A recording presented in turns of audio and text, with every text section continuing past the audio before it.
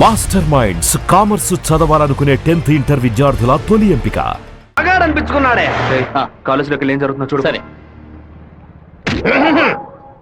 రే నువ్వు నిజంగానే మూడోట్లో ఉన్నావా లేకపోతే మూడోట్లో ఉన్నట్టు నటిస్తున్నావా?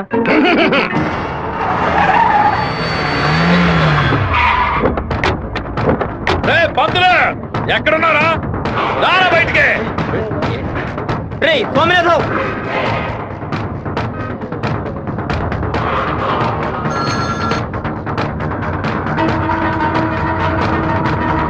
అన్నా అన్నా స్వామినారాయణ నా మీద కంప్లైంట్ ఇస్తే నేను ఊరొద్దులు వెళ్ళిపోతాను అనుకున్నావా? ఈ కాలేజ్ ప్రిన్సిపల్ ఏనా అడగడు. తెలుగు పంతులు నువ్వు నా మీద కంప్లైంట్ ఇస్తావా? నువ్వు బతిమలాడితే నేను వదిలేస్తాను అనుకున్నావా? నువ్వు పెద్ద స్పైవా? బ్రోకర్ పని చేస్తున్నావా? అంటే నువ్వు బ్రోకర్వా? ఏది చెప్పు. నేను ఒక బ్రోకర్ని. వద్దు బేట వదిలే. వీడి వల్ల నేను 7 ఊసలు లెక్కెట్టాను సార్. మీరు వెళ్ళండి సార్. ఏది నువ్వు చెప్పు. నేను ఒక బ్రోకర్ని చెప్పు కదా. అయితే ఓ పని చేయి. అందరూ చూస్తుండగా బోర్డు మీద నేను ఒక బ్రోకర్ని అని రాసిరా.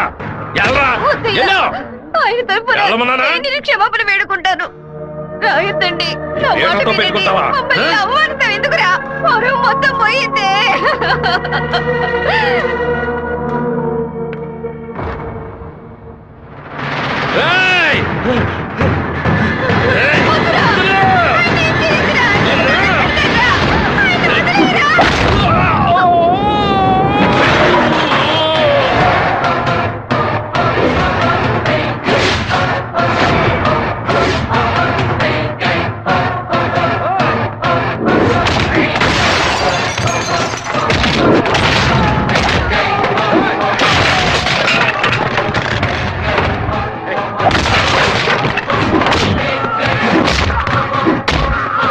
పోలీసులకు ఫోన్ చేద్దామా సార్? వాడిని మనం అసలు ఏమీ చేయలేకపోతున్నాం. కొట్టేవాడిని ఆపటం ఎందుకు?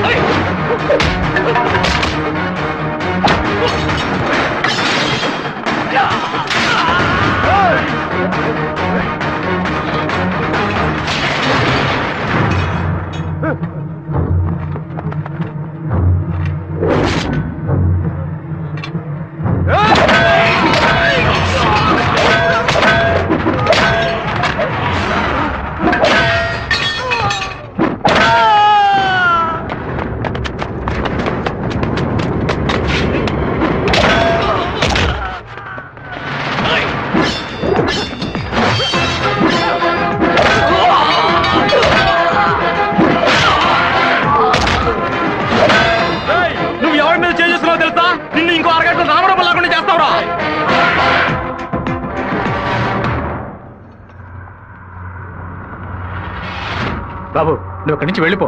వాళ్ళు వచ్చారంటే నేను వదిలిపెట్టరు.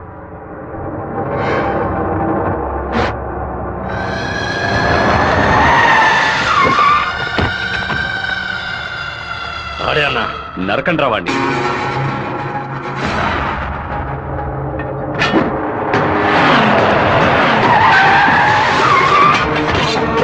వీరభద్రం అన్న రే ఆగరా.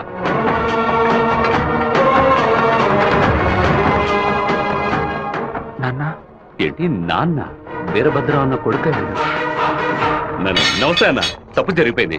తెలియకుండా తప్పు జరిగిపోయింది. ఓబ్లేసు రౌడీలతో వచ్చావేంటి? ఏంటి గొడవ? ఈ మెంట్లోడన్నా ఏదో తెలియక మీ అబ్బాయితో గొడవ పెట్టుకున్నాడు. నన్ను కూడా ఇరికించేశాడన్నా.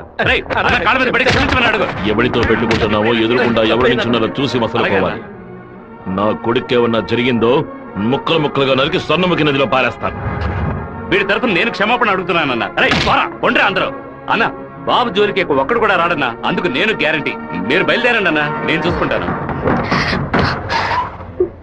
అన్నా ఏంటన్నా ఇంత పని చేశావు? ఏదో డబ్బులు కొరాడన్నా.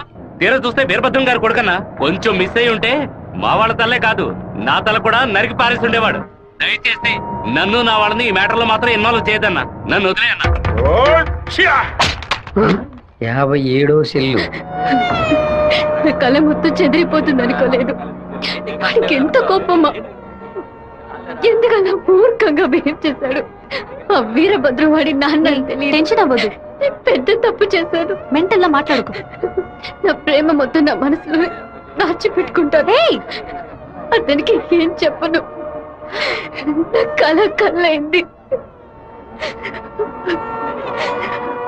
ఏంటన్నా ఇంత పెద్దలాడే రాజశేఖరం గారు తిరుపతి పక్కన 7 కోట్ల రూపాయలకు ప్రాపర్టీ కొంటున్నట్ట. ఈ రోజే రిజిస్ట్రేషన్ అట. ఆ దండపాణి గారు వచ్చి చెప్పాడు. తిరుపతి కాళహస్తి మధ్యలో 120 ఎకరాలంట. ఏ రిజిస్ట్రేషన్ ఆఫీస్? చెప్పన్నా. తిరుపతిలో స్థలం కొనుక్కుంటున్నాను. రిజిస్టర్ ఆఫీస్కి వచ్చాయి. ఓకే ఓకే అన్న. లెక్క పెట్టుకోండి.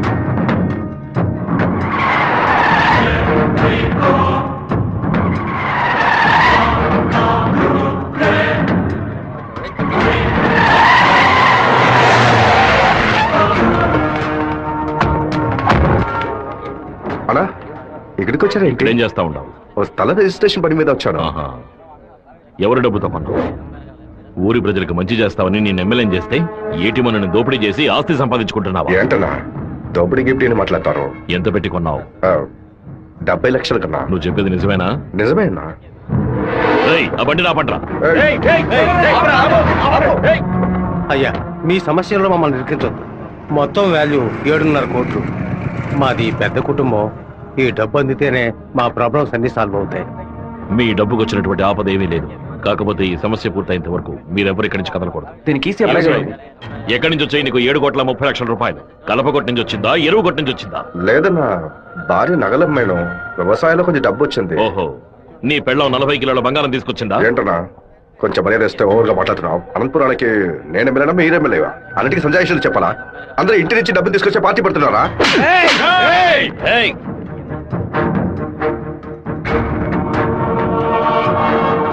నా మాటకు విలువిచ్చి 50,000 మంది నీకు ఓట్లు వేసి నేను ఎమ్మెల్యేని చేశారా?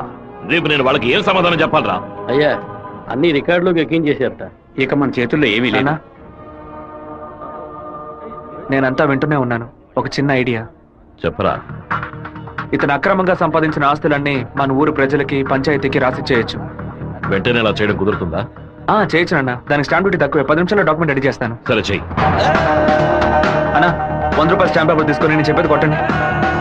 అనంతపురం జిల్లా పులివెందుల గ్రామం వెంకయ్య వీధికి చెందిన శుంకర సుందరమూర్తి గారి పెద్ద అబ్బాయి రాజశేఖరం అనబడే నేను మనస్ఫూర్తిగా రాసిచ్చినది ఏమనగా, తిరుపతి పక్కనున్న సర్వే నంబర్ 141, 142, 143 కిందకు వచ్చి 120 ఎకరాల భూమిని అనంతపురం జిల్లా వాసులకి హృదయపూర్వకంగా రాసిస్తున్నాను.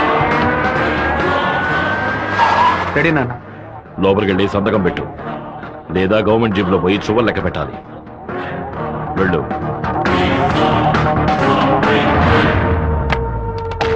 రాజశేఖరం, ఎప్పుడైతే నువ్వు ప్రజల డబ్బుని దోచుకున్నావో అప్పుడే ఎమ్మెల్యేగా ఉండే అర్హతని కోల్పోయావు. ఇంకో 15 రోజుల్లో నువ్వు నీ పదవికి రాజీనామా చెయ్యాలి. అనంతపురంలో బై ఎలక్షన్స్ రావాలి.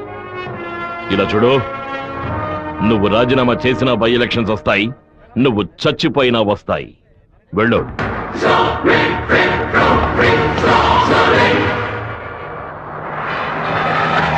ఏంటన్నా ఇది? 4 రోజుల నుంచి ఇక్కడే ఉన్నాం. ఊరు నుంచి అక్కేమో ఫోన్ చేస్తా ఉంది. ఏ పోలంతా వెళ్ళబట్టావురా? వాడు నన్ను కొట్టిన విషయం జిల్లా అంతా తెలుసుంటుంది. మానం పోయింది, మర్యాద పోయింది, దాచుకున్న డబ్బు అంతా పోయింది. ఆ పిల్ల నా కొడుకు ఐడియా వల్ల వీరభద్ర కాడు నా ఆస్తి మొత్తం రాసి తీసుకున్నాడు. ఆ నా కొడుకుని లేపేయకుండా ఊళ్ళకి వచ్చిన భార్య కూడా నాకు మర్యాద ఇవ్వదు.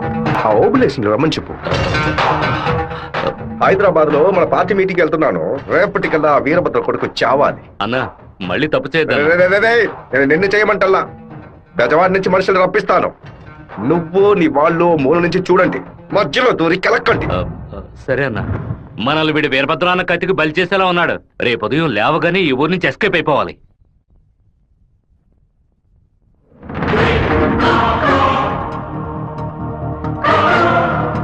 అన్నా, ఆ ఓప్లెస్ గాడు తిరుపతి రిజిస్ట్రేషన్ ఆఫీస్కి వచ్చాడు. నన్ను చూడగానే తప్పుకున్నాడు. వాడికి మా అబ్బాయికి ఏదో గొడవ అయ్యింది. రాజశేఖరం రిజిస్ట్రేషన్ కి వాడెందుకు రావాలి? ఏదో తేడాగా ఉంది. అయ్యా చెప్పండి అయ్యా. మన శివకి ఆ పీటర్ గాడికి ఏంటి గొడవ? అయ్యా అది దాచిపెట్టకుండా నిజమేంటో చెప్పు.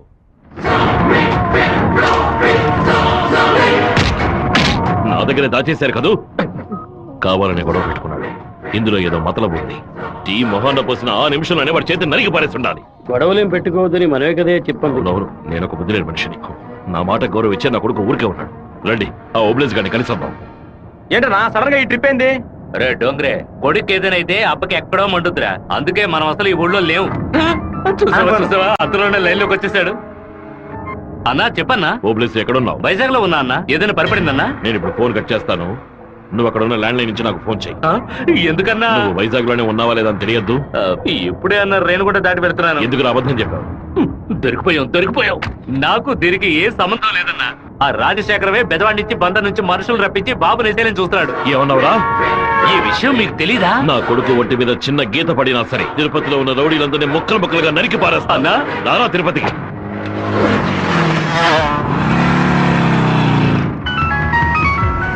బాబు ఎక్కడున్నావు?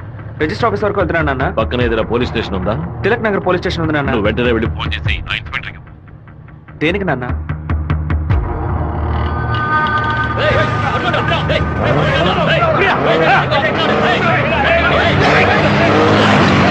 మాధవరావు ఎక్కడున్నావు? విషయం ఏంది బావా?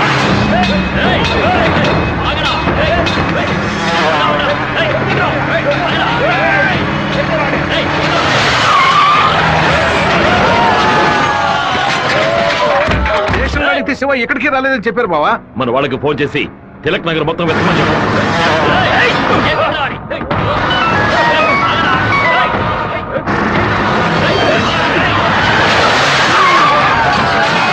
చెప్పండి అన్న. తిరుపతిలో మీ వాళ్ళకి ఫోన్ చేసి అన్ని చోట్ల వెతకమని చెప్పండి. పీటర్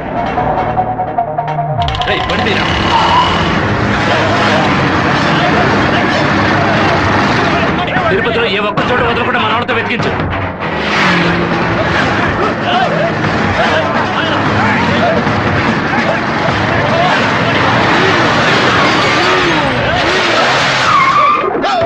వాడికి ఏదైనా అయితే మనల్ని వేసేస్తారు. నేను ఆ కొండపైకి వెళ్ళి చూస్తాను. మీకు ఏదైనా తెలిస్తే నాకు ఫోన్ చేయండి. అలాగేనా?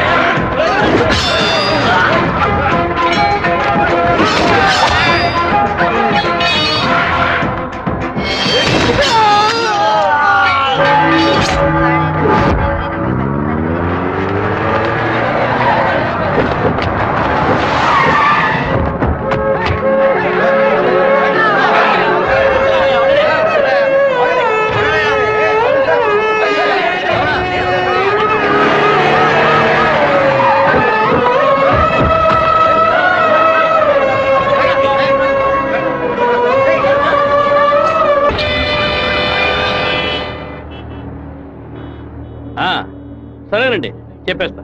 తమ్ముడు, మన అబ్బాయి నరికేసే కదా వచ్చాడు, ఓటం పాలయ్యి రాలేదు కదా. ఏ గొడవలకైతే పోకూడదు అని నా బిడ్డ దూరంగా ఒదిగి ఉన్నాడు. వాడే కత్తి పట్టుకునేలా చేశారు. ఇలా చూడు ఓబులేసు, రోడ్లో వచ్చేపోయేవాళ్ళందరూ సెల్ తో ఫోటోలు తీశారు. ఈవినింగ్ పేపర్ లో న్యూస్ వచ్చేస్తుంది. ఖచ్చితంగా రిమాండ్ చేసే తీరాలి. కేసు రాసేటప్పుడు పర్సనల్ మోటివ్ వేయలేదు, ఆత్మరక్షణ కోసమే నరికాడని రాయి. మెయిన్ మ్యాటర్ లో నరికినోడే స్వయంగా సరెండర్ అయ్యాడు అని అండర్లైన్ చేసి మరీ రాయి. అప్పుడేనయ్యా బాబుని బెయిల్ మీద విడిపించగలం. ఎంతో చెప్పి చూశానన్నా, 15 రోజులు రిమాండ్ లో ఉంచి తీరాలని ఇన్స్పెక్టర్ అంటున్నాడన్నా. నా మనుషులు నలుగురు లోపల సబ్ జైల్లో ఉన్నారన్నా. బాబుని జాగ్రత్తగా చూసుకుంటారు. అన్నీ నాకు తెలియకుండా దాచిపెట్టేశాను. రాజకీయ నాయకులను నమ్ముకునే మేము పొట్ట కడుపుకుంటున్నాం. నన్ను ఏం చేయమంటావన్నా? క్షమించన్నా. వెళ్ళు వెళ్ళు. రాజశేఖర్ ఇప్పుడు ఎక్కడ ఉన్నాడు? పార్టీ మీటింగ్ అని హైదరాబాద్ వెళ్ళాడు. చిన్నగా హైదరాబాద్కి పోనిపో. వాడు శాస్త్రసభ నుంచి బయటకు వచ్చేటప్పుడు అక్కడే వాడిని నరికి పారేస్తా. నాన్న మీరేం టెన్షన్ అవ్వకండి. మీరు కంగారు పడితే వాళ్ళు వేసిన ప్లాన్లో సగం గెలిచినట్టే. మీరు ఊరికి బయలుదేరండి. తర్వాత ఏం చేయాలో మెల్లగా ఆలోచించుకోవచ్చు. అయ్యా టైం అయింది, కోర్టుకు తీసుకెళ్ళాలి.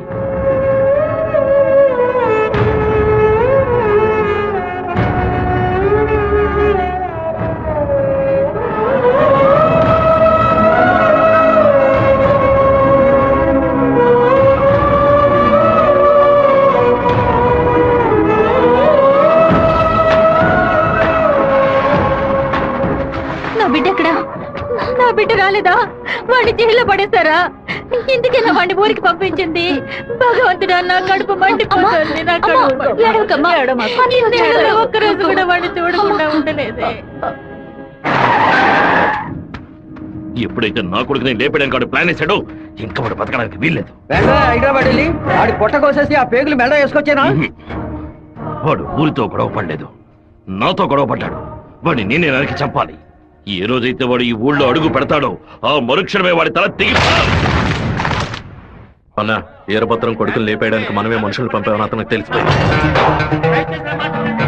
ఇప్పుడు ఊరికి వెళ్తే మన ఊరికి వదలడు. అవునన్నా. ఇక్కడ మంత్రి వరదరాజుల ప్రాబ్లం పెద్దదిగా ఉంది. సరే, ముందు నువ్వు హోటల్ రూమ్ ని ఖాళీ చేసి అలాగే. ఎమ్మెల్యే హాస్టల్ అలాగే. నువ్వు కూడా పో. అలాగన్నా.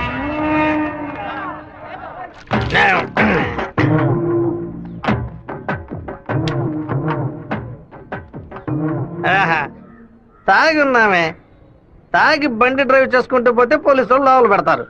నెట్టుకుంటూ పోతాం.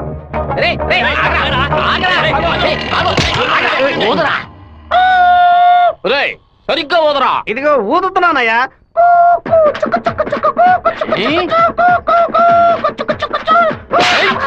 ఎగతాళా? మందు కొట్టావో తెలుసుకోవడానికి పోదమంటే కొట్టానయ్యా. వీధి వీధికి వైన్ షాప్ ఓపెన్ చేసి పెట్టి రెంట్రా తాగండి అంటూ మా దగ్గర ఉన్న డబ్బులన్నీ నాకి పారేస్తున్నారు. సైకిల్ మీద బైక్ మీద వచ్చిన వాళ్ళు అక్కడ ఎట్టేళ్తారా? దాని మీదే కదా ఇంటికి వెళ్ళేది. ఒక పని చేయండి అయ్యా, తాగుబోతులకు మాత్రం రాత్రి 7 గంటల తర్వాత ఒక బస్సు ఏర్పాటు చేయండి. మేము ఫుల్ గా తాగి ఇంటికి వెళ్ళి హ్యాపీగా తొంగుంటాం. ఓవర్గా మాట్లాడగరా. అలాగే మాట్లాడతానండి. తాగేసి బండి డ్రైవ్ చేసుకుంటూ వెళ్ళకూడదనే చట్టం ఉంది. వెళ్ళకూడదనే చట్టం ఉందా? బండి నెట్టుకుంటూ వెళ్ళడం తప్పు కదా, కానీ ఎవడ బండు నెట్టుకుంటూ వెళ్ళడం తప్పురా. నెట్టుకొచ్చింది మా హెడ్ గారి బండి అయ్యా.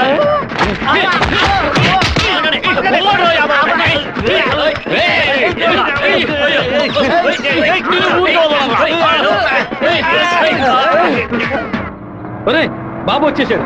అమ్మగారు చెప్పండి.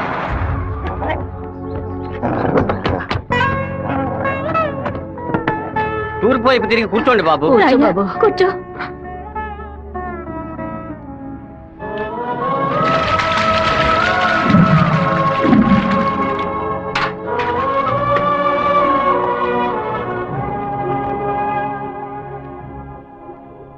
అమ్మా, ఎందుకు ఇలా డల్ గా ఉన్నారు? నేను రావడం మీకు ఇష్టం లేదా ఏంటి? నువ్వు వచ్చిన సంతోషంలోనే అమ్మకి నోట మాట రావడం లేదన్నయ్య. నీకు నా మీద అంత ప్రేమ అమ్మా? ఏంట్రా గబుక్కుని అలా అడిగేశావు? మరేంటమ్మా, ఇన్ని నీళ్లు నా తల మీద పోసావే, చూసుకోవడానికి ఒక తుండుకుంటైనా ఇచ్చావా? దీనికి ఏం తక్కువ లేదు. ఉండు, తలదుడుస్తాను. లక్ష్మి, లోపలికి వెళ్ళి అటెండెన్స్ చేసి గిఫ్ట్ ఇచ్చేసి వెంటనే వచ్చేయాలి. మరైతే నువ్వు రావా? నీ ఫ్రెండ్ పెళ్లికి నన్ను చేంజ్ చేయమంటావు? నేను ఒంటరిగా వెళ్ళానని నాన్నకి తెలిసిందో నేను చెదకబారుతారు. రా అన్నయ్య. అమ్మ వాళ్ళు రాలేదా? నువ్వు ఎప్పుడు ఊరెళ్తున్నావే? ఇంకా 2 రోజుల్లో సెమిస్టర్ ఎగ్జామ్స్ మొదలవుతాయి. రేపు ఉదయమే నేను తిరుపతికి బయలుదేరుతాను. రండి బాబు. కూర్చోండి. కూర్చోండి. అన్నయ్య, ఆ ఎల్లో ఓణి అమ్మాయి ఎలా ఉంది? చండాలంగా ఉంది. మ్యాటర్ ఏంటి? ఆ బ్లూ ఓణి? నీకేమైనా పిచ్చి పట్టిందా? అది కాదు, ఇక్కడున్న అమ్మాయిలందరూ మన క్యాస్ట్ వాళ్లే తెలుసా? వీళ్లలో ఒక్కనే నువ్వు సెలెక్ట్ చేసుకున్నావు అనుకో, నేను అది వెళ్ళి అమ్మ చెవిలో ఊదుతాను, అమ్మ నాన్న చెవిలో ఊదుతుంది, ఆ తర్వాత నీ పెళ్లిలో నాదస్వరం ఊదుతారు. ఎందుకంత కక్ష? 25 ఏళ్ల వయసులో పెళ్లి చేసుకుంటే అది సూసైడ్, 28లో చేసుకుంటే అది అటెంప్ట్ మర్డర్, 30లో చేసుకుంటే అది మర్డర్, 24 ఏట చేసుకుంటే బావిలో దూకినట్టు, 23 విషం తాగినట్టు, 22 ఊరేసుకున్నట్టు. మరి ప్రేమించి పెళ్లి చేసుకుంటే స్వర్గం, హౌస్ అరెస్ట్, జీవిత ఖైదు. అనయ్య, టీవీలో అమ్మాయిని చూడు, చాలా అందంగా ఉంది. అయ్యో ఒకసారి చూడు. ఏంటా జరుగు? తను నచ్చిందా? చాలా అందంగా లక్షణంగా ఉంది కదూ. తను ఎవరో ఏమిటో నేను కనుక్కొని నీ చేత ఆత్మహత్య చేయించరా?